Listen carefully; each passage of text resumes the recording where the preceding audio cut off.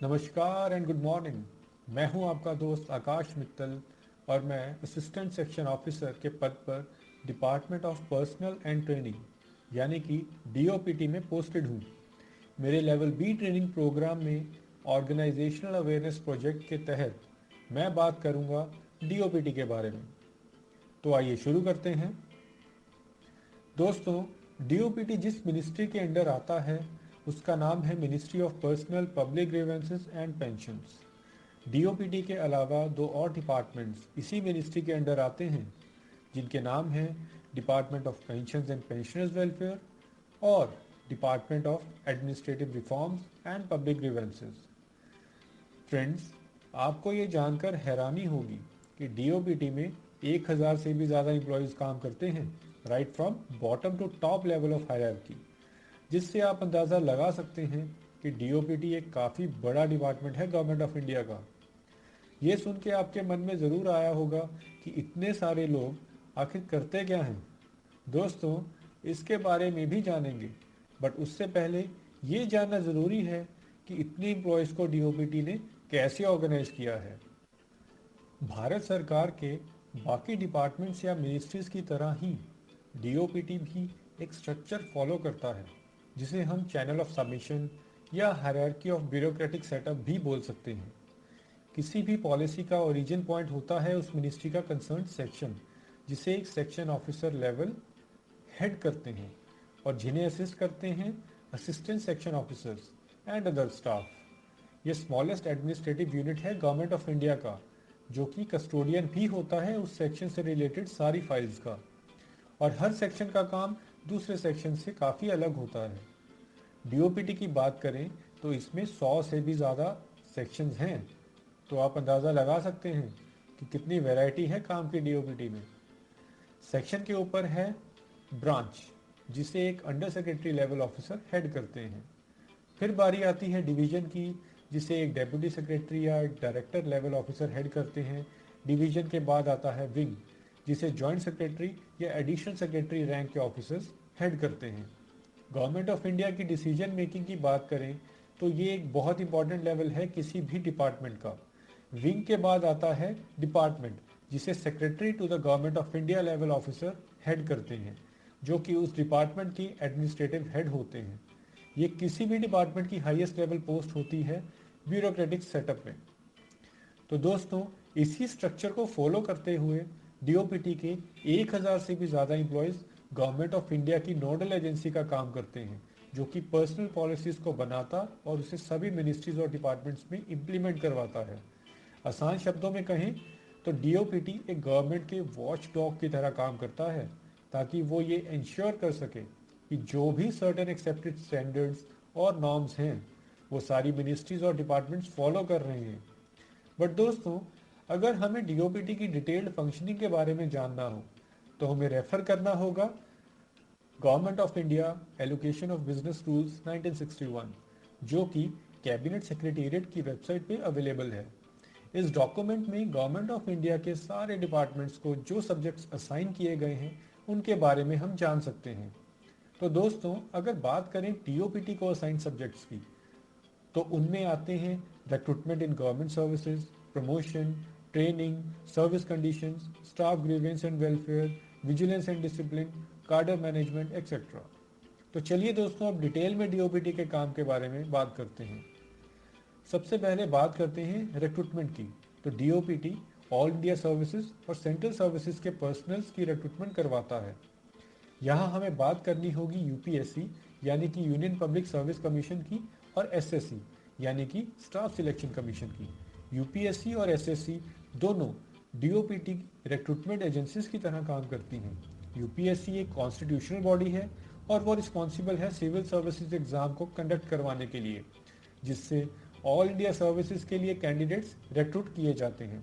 इसके अलावा UPSC union government की और भी सिविल पोस्ट के लिए एग्जाम्स कंडक्ट करती है। सिमिलरली एसएससी रिस्पॉन्सिबल है रिक्रूटमेंट करने के लिए to the post of assistant section officers of the CSS and other group B and C post of the government of India. दोस्तों, रिक्रूटमेंट तो हो गई। अब उसके बाद ये डीओपीटी का ही काम है कि वो सक्सेसफुल कैंडिडेट्स को सर्विसेज और कार्डर्स एलोकेट करे। ऐसे में अगर बात करें कैडर मैनेजमेंट की, हमें मेंशन करना होगा डीओपीटी के दो डिविजन्स का, जो हैं एआईएस यानी ऑल इंडिया सर्विसेज डिवीजन और सीएस यानी central service division. AIS division IAS का कैडर मैनेजमेंट का काम देखता है और वहीं सीएस डिवीजन तीन सेक्रेटेरिएट सर्विसेज जो हैं सेंट्रल सेक्रेटेरिएट सर्विस जिसको हम सीएसएस के नाम से भी जानते हैं, central secretariat stenographer service CSS और central secretariat clerical service CSCS का कैडर मैनेजमेंट का काम देखता है। अब बात करते हैं डीओपीटी के एस्टेब्लिशमेंट डिवीजन की, जो वैरायटी ऑफ सब्जेक्ट्स डील करता है। अगर ब्रॉडली देखें तो सेंट्रल गवर्नमेंट के जितने मैटर्स पर्सनल पॉलिसीज से रिलेटेड होते हैं उनको ये देखता है। इसमें रिजर्वेशन पॉलिसी भी कवर होती है। ये उन पॉलिसीज को भी देखता है जो सेंट्रल गवर्नमेंट एम्प्लॉयज़ की leaves, resignation, LTC, transfer, probation, पे, डेपुटेशन अलाउंस एक्सेट्रा से रिलेटेड होते हैं। किसी भी सर्विस में प्रमोशन या सीनियरिटी रिलेटेड अगर कोई इश्यूज आते हैं तो एस्टेब्लिशमेंट डिवीजन को ही कंसल्ट किया जाता है और एस्टेब्लिशमेंट डिवीजन ही सर्विसेज और पोस्ट के रिक्रूटमेंट रूल्स को भी फ्रेम करती है। और तो और अगर बात करें साल में पड़ने वाली छुट्टियों की, तो ये लिस्ट भी एस्टेब्लिशमेंट डिवीजन ही निकालती है। अब बात करें एडमिनिस्ट्रेटिव विजिलेंस की, तो इसे देखता है एवीडी यानी कि एडमिनिस्ट्रेटिव विजिलेंस डिवीजन, जो बेसिकली ओवरसी करता है और नेसेसरी डायरेक्शंस प्रोवाइड करता है डिसिप्लिन मेंटेन करने के लिए, जिससे करप्शन को पब्लिक सर्विसेज से जड़ से उखाड़ा जा सके। हालांकि गवर्नमेंट ऑफ इंडिया के सभी मिनिस्ट्रीज और डिपार्टमेंट्स की ये डायरेक्ट रिस्पॉन्सिबिलिटी है कि वो डिसिप्लिन और स्टाफ की इंटेग्रिटी को मेंटेन करें अपने अपने एरिया ऑफ वर्क में प्रिवेंटिव मेजर्स लेकर। इसी के साथ रोल में आते हैं सेंट्रल ब्यूरो ऑफ इन्वेस्टिगेशन यानी कि सीबीआई और सेंट्रल विजिलेंस कमीशन यानी कि सीवीसी। सीबीआई को तो हम सब जानते ही हैं, ये हमारी कंट्री की एक प्रीमियर इन्वेस्टिगेटिंग एजेंसी है जो करप्शन केसेस को भी देखती है। ये डीओपीटी के एक अटैच्ड ऑफिस की भूमिका निभाती है और वहीं दूसरी तरफ सीवीसी गवर्नमेंट ऑफ इंडिया की एक स्टैट्यूटरी बॉडी है जिसका काम है एडवाइस देना on all vigilance matters. DOPT की इस एडमिनिस्ट्रेटिव विजिलेंस डिवीजन के बारे में थोड़ी और डिटेल में बात करें तो ये उन आईएएस ऑफिसर्स के डिसिप्लिनरी केसेस को देखता है जिन्होंने कोई ऑफेंस किया हो सेंटर में काम करते हुए। इसके अलावा ये सीबीआई या स्टेट गवर्नमेंट्स के प्रपोजल्स को भी डील करता है, ऐसे प्रपोजल्स जो आईएएस ऑफिसर्स के प्रोसिक्यूशन से रिलेटेड हो under the prevention of corruption act 1988। Apart from IAS officers, ABD, CSS और सीएसएस के ग्रेड 1 ऑफिसर्स के डिसिप्लिनरी केसेस को भी देखता है। जहाँ तक बात सीबीआई और सीबीसी की आती है तो एबीडी इन दोनों के एडमिनिस्ट्रेटिव और फाइनेंशियल मैटर्स को डील करता है। चलिए अब बात करते हैं ईओ विंग की। ईओ विंग यानी एस्टेब्लिशमेंट ऑफिसर विंग। दोस्तों, गवर्नमेंट ऑफ इंडिया में जितने भी सीनियर अपॉइंटमेंट्स होते हैं जिनमें appointments committee of the cabinet यानी कि एसीसी का अप्रूवल चाहिए होता है, उन सबको ईओ विंग देखता है। इन अपॉइंटमेंट्स में आते हैं बोर्ड लेवल अपॉइंटमेंट्स जो कि होते हैं सेंट्रल पब्लिक सेक्टर अंडरटेकिंग्स में। इसके अलावा सारी अपॉइंटमेंट्स जो प्रमोशन से होती हैं जिनमें भी एसीसी का अप्रूवल चाहिए होता है वो भी ईओ विंग में ही प्रोसेस होती हैं। दोस्तों, यहाँ ये बताना बहुत ज़रूरी है कि ईओ विंग को हेड करते हैं एस्टेब्लिशमेंट ऑफिसर जो एडिशनल सेक्रेटरी रैंक के ऑफिसर होते हैं और जो एसीसी के सेक्रेटरी का भी रोल प्ले करते हैं। ऑल इंडिया सर्विस के ऑफिसर्स को सेंट्रल स्टाफिंग स्कीम में पैनल करने का काम ईओ विंग करती है और साथ ही साथ उनके टेन्योर को रेगुलेट भी करती है।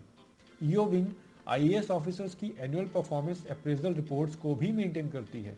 Last but not the least, AIAS officers को फॉरेन असाइनमेंट्स लेने के लिए कार्डर क्लियरेंस यही देती है। क्यों है ना इतना इंपॉर्टेंट विंग डीओपीटी का। अब अगर बात करें स्टाफ वेलफेयर की तो डीओपीटी ये जानता है कि एम्प्लॉयज़ और उनकी फैमिलीज़ की वर्किंग और लिविंग कंडीशंस को इम्प्रूव करने से गवर्नमेंट की एफिशिएंसी बढ़ेगी। इसी के चलते डीओपीटी काफ़ी वेलफेयर प्रोग्राम सपोर्ट करता है जो प्रोवाइड करवाए जाते हैं through recreation halls, clubs, different ministries और डिपार्टमेंट्स में। साथ ही साथ डीओपीटी कल्चरल एक्टिविटीज़ और स्पोर्ट्स इवेंट्स भी ऑर्गेनाइज करवाता है for employees and their wards. कैसे? Central civil services cultural and sports boards के द्वारा।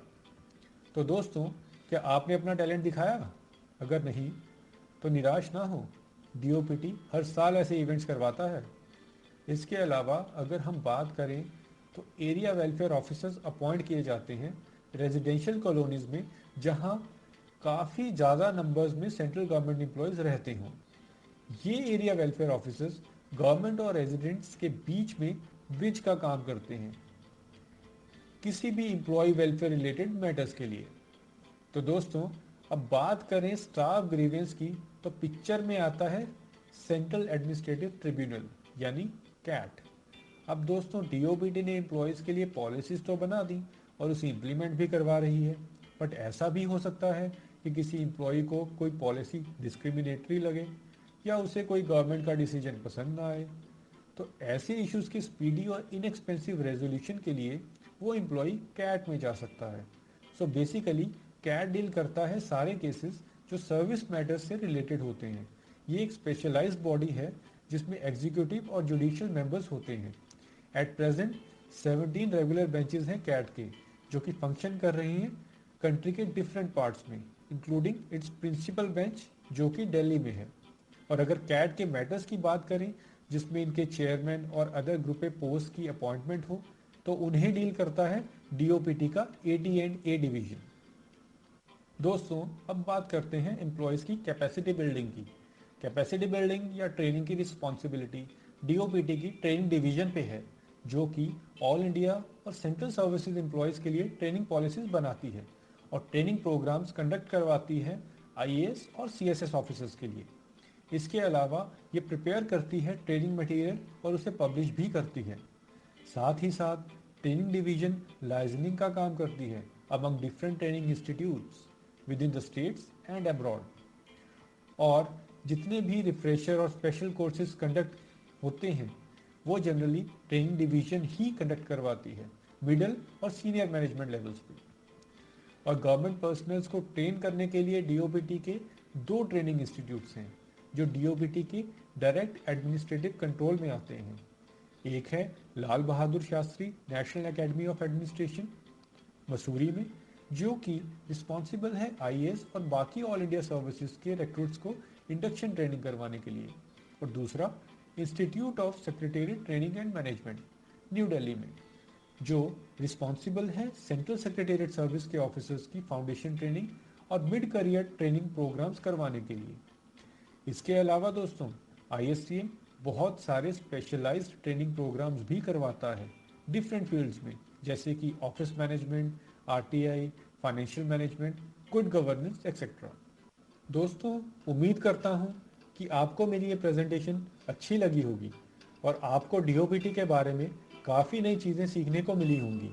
उम्मीद है कि अब आप भी गवर्नमेंट ऑफ इंडिया के इतने इम्पॉर्टेंट डिपार्टमेंट के बारे में आगे अपने दोस्तों को बताएंगे। Thank you.